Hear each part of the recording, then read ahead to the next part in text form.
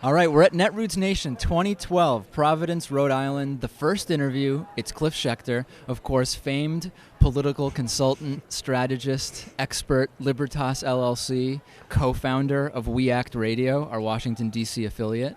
You're here. You made it. I did make it. First, I didn't know I was the first interview. Yeah, so we just got set up. I mean, it's been crazy. You know, I'm honored that I ran into you in the hall, and so Yeah. I was able to be the first one. By chance, yeah. By chance. And also, famed is a little too kind. But my family knows who I am, and a few people here, so that's good enough. It is good enough. So the last week, we've been exploring very closely on our show these leaked emails from Mitt Romney, emails that weren't successfully destroyed, the last bit that was left, that point out how instrumental he was in specifically pushing for that individual mandate, which many times he said was not really his thing, just kind of had to be there for the whole thing to pass. Well, Right. The emails show he and Tim Murphy both were super active in saying, we need this. We need to have the individual mandate. Are Republicans going to care? I mean, they should, right? Because they hate mandates, and this is something they've been campaigning against. Yeah. But I just have a hard time imagining that there won't be equivocation and it'll be zeroed out. And yes, we're talking about the Romney emails. I don't think people in the party are going to care at all, in the Republican Party. I think they went through that process in the primary because they were able to have another option for somebody potentially who did stand with them. Although, truth be told, I think Santorum switched his position on the mandate, and Gingrich definitely did. Gingrich is pushing for it. I mean, that's the thing is sort of they every 10, 15 years they move the goalpost from the Heritage Foundation created plan, which is what Romney based his on, and so it was actually kind of a conservative idea to have this mandate, kind of like cap and trade was a conservative idea, and the DREAM Act was a conservative idea, and all these other things that were like, we're going to give people stuff, but they're going to have to be responsible and accountable and work for it. And then they ran away from all of that. Right. So, no, they want Romney. Obama's the devil. You know, Obama's the Muslim terrorist, you know, whatever he is.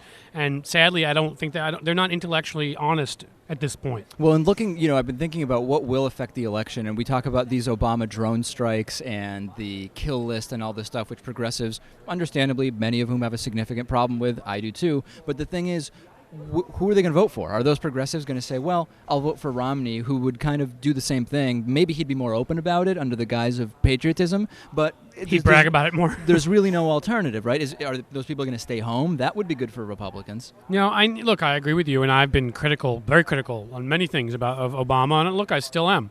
I really, at this point, I've really am bothered by his not seeing the sort of big picture in Wisconsin, that what goes on there.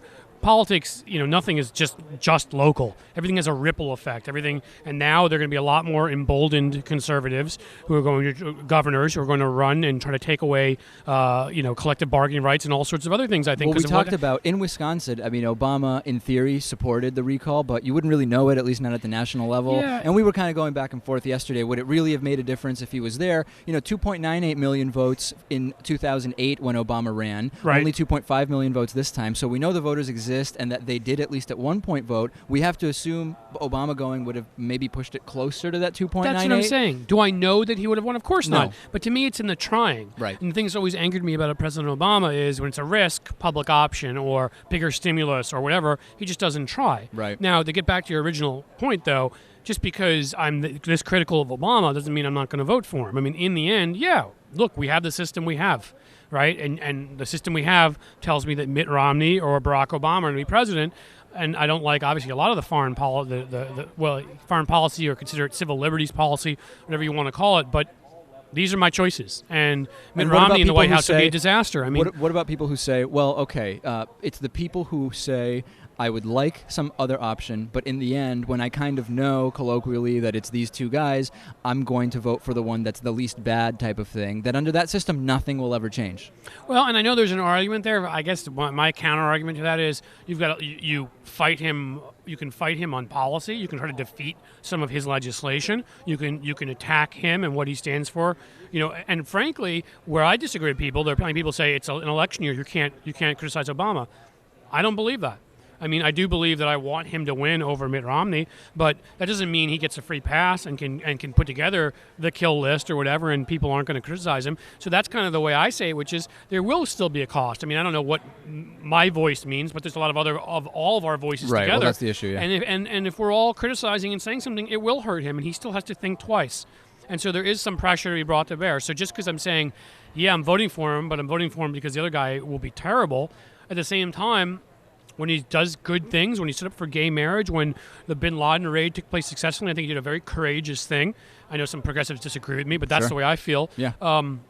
The auto industry bailout, I'll be the first one to congratulate him too. I don't want to be, because I do think there's an industry that's risen up on the other side of people on the left who create a little marketing regime by criticizing Obama all the time.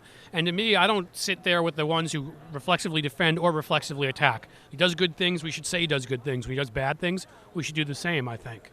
All right, Cliff Schecter, nationally syndicated columnist, Libertas LLC, We Act Radio. I think that covers it. Thank you. It only took me 2 times to get it right, David, so thanks. Great to have you. Thank you, buddy.